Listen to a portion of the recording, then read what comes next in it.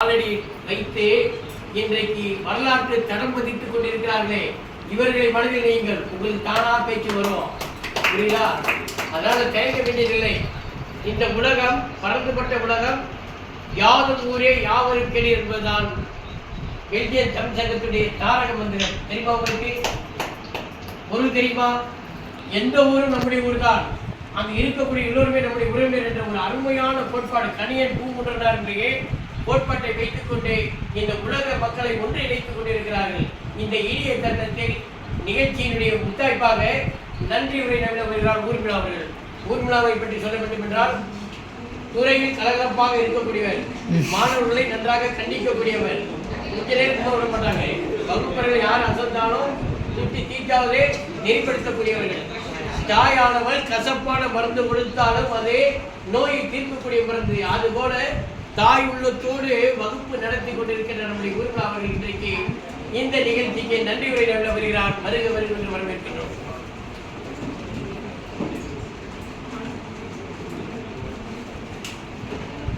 அனைவருக்கும் வணக்கம்.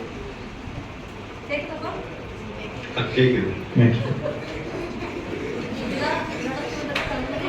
நம்முடைய கல்லூரி செயலர் அவர்களுக்கும் நம்முடைய கல்லூரி முதல்வர் அவர்களுக்கும் தமிழ்துறையின் சார்பாக நன்றியை தெரிவித்துக் கொள்கிறேன். அடுத்து நம்முடைய மக்கள் மனசுல என்ன ஒரு விஷயம் அப்படின்னு சொல்லி பார்த்தோம்னா, இந்தியாவை விட்டு வெளியூர் போயிட்டா அப்படின்னு சொன்னா தமிழ் கலாச்சாரம், தமிழ் பண்பாடு எல்லாமே மறந்துட்டு அங்க ஒரு ஜாலியான வாழ்க்கையை வாழ்றாங்க அப்படின்னு சொல்லி தான் எல்லாருமே நினைப்பாங்க. அந்த ஒரு எண்ணம் மக்கள் மனசுல இருக்கு.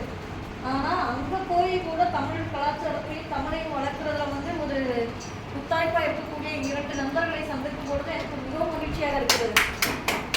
தமிழை கற்றுக்கொள்வதற்கு வயது ஒரு தடை இல்லை. 50 வயசுலையும் தமிழ் கற்றுக்கிறதுக்கு ஆர்வத்தோட வர்றாங்க அப்படின்னு சொன்னா அது யாரால முடியும்? இவங்க ஏற்பாடு செய்து கொடுத்ததுனாலதான் அந்த அம்மாவுக்கு தமிழ் கற்றுக்கிறதுக்கு ஒரு வாய்ப்பு கிடைச்சது. அதுக்கு முதல்ல அவங்க சார்பில் நான் அவங்களுக்கு நன்றியை தெரிவிச்சிருக்கேன். அடுத்தது இந்த இடத்துல ஒரு உறுதிமொழி கொடுக்குறேன். உங்க பெல்ஜிய மக்களுக்கு, உங்க குழந்தைகளுக்கு தமிழ் சொல்லி கொடுக்கறதுல எங்களுடைய பங்களிப்பும் இனிமேல் இருக்குங்கிறத இங்க உறுதி செய்வேன்.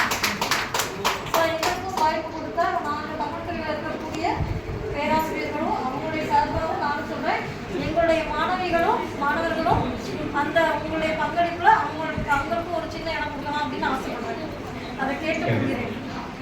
அடுத்தது சரவணர் ஐயா சொல்லும் பொழுது அங்க ஊர்ல முதல் பெல்ஜியத்துல வாழ்ற மக்கள், அவர் பெல்ஜியத்தை பத்தி கேட்டார். பெல்ஜியம்னா என்ன ஞாபகம் இருக்குன்னு எனக்கு நிஜமாவே ஞாபகம் தான் டைமண்ட் தான். ஏன்னா டைமண்ட் பெல்ஜியம் கட்டிங் சூப்பரா இருக்கும் அப்படின்னு சொல்லி கேள்விப்பட்டிருக்கேன். அதை போட்டு இருக்கேன். அதனால அவர் சிரிச்சாரு. இருந்தாலும் எனக்கு யாருக்கு இரண்டும் தெரியுமோ அதான் சொல்லுவோம் இல்லையா? ஸோ பெல்ஜியம்னா டைமண்ட் சிறந்தது அப்படின்னு சொல்லி ஞாபகம் வச்சு, டைமண்ட் மாதிரி அங்கே இருக்கக்கூடிய மக்கள் ஜொலிக்கவும் செய்கிறார்கள் அப்படிங்கிறத இன்னைக்கு நம்ம தெரிஞ்சுக்க முடியுது. ஏன்னா 6 மணிக்கு எந்திரிச்சு உட்கார்ந்து இவ்வளோ அழகாக பேசுகிறாங்க அப்படின்னு சொன்னால் நிச்சயமாக அவர்களுக்குள்ள ஒரு தமிழ் ஆர்வம் இருக்கின்றது அப்படின்னு தான் நினச்சிக்கணும். அடுத்தது தினேஷ் ஐயா சொன்னார், நிறைய பேசினாரு, நிறைய நிகழ்ச்சிகள் நடத்தி கொண்டிருக்கிறார். கொடுக்கக்கூடிய மனசு எல்லாருக்குமே வராது. ஸோ நம்ம யாருமே தெரியாது அவருக்கு. அடுத்த முறை உங்களை சந்திக்கும் பொழுது இனிப்புகளை, சாக்லேட்களை கொண்டு வருகிறேன் அப்படின்னு சொல்றாருன்னா அது எவ்வளவு பெரிய விஷயம். அதுக்கு அவர்களாக பாராட்டு. ஸோ இவர்கள் ஒரு அணியாக இருந்து பெல்ஜியத்துல இவ்வளவு சேவை செய்து கொண்டிருக்கக்கூடியவர்களுக்கு தமிழ்துறையின் சார்பாக நன்றியை தெரிவித்துக் கொள்கிறேன். இத்தகைய அருமையான நண்பர்களை சந்திப்பதற்கும் பழகுவதற்கும் ஒரு ஏற்பாடு செய்து கொடுத்த வினோத் ஐயா, பிபிஏ துறை சார்ந்த வினோத் ஐயா அவர்களுக்கும் இந்த தருணத்தில் நன்றி தெரிவித்துக் கொள்கிறேன். இவ்வளவு நேரம் நீங்கள் சிறந்த விஷயங்களை கேட்டுக்கொள்வதற்கு எங்களுடைய தமிழ்துறை ஐயா அவர்கள் ஏற்பாடு செய்து இந்த நிகழ்ச்சியை நடத்தியே தீர்வேன் அப்படின்னு சொல்லி ஒத்த காலம் ஏன்னா நேற்று எந்த ஆடிட்டோரியம் கேட்டாலும் சரி, லைப்ரரி கேட்டாலும் சரி, எங்கேயுமே நெட்டு கிடைக்காது. நேற்று 5 மணி வரைக்கும் இருந்து ஐயா முத்தமிழம்மா இருந்து எல்லா ஏற்பாடுகளையும் செய்துட்டு போயிருக்காங்க. அவங்களுக்கு இந்த தருணத்துல நன்றியை தெரிவிச்சுக்கிறேன். அடுத்தது எப்பயுமே அமைதியாக இருந்து எங்களுக்கு வழிநடத்தக்கூடிய வருகின்ற அடுத்த அகாடமிக்கு தமிழ்துறை தலைவராக இருக்கக்கூடிய லட்சுமியம்மாவுக்கும் இத்தருணத்துல நன்றியை தெரிவிச்சுக்கிறேன். இவ்வளவு நேரம் அமைதியாக இருந்து இந்த விழாவை சிறப்பு செய்து கொடுத்த அன்பு செல்வங்களுக்கு தமிழ்துறையின் சார்பாக என்னுடைய நன்றியை தெரிவித்துக் கொள்கிறேன். நன்றி, வணக்கம். வாழ்த்துக்கள்.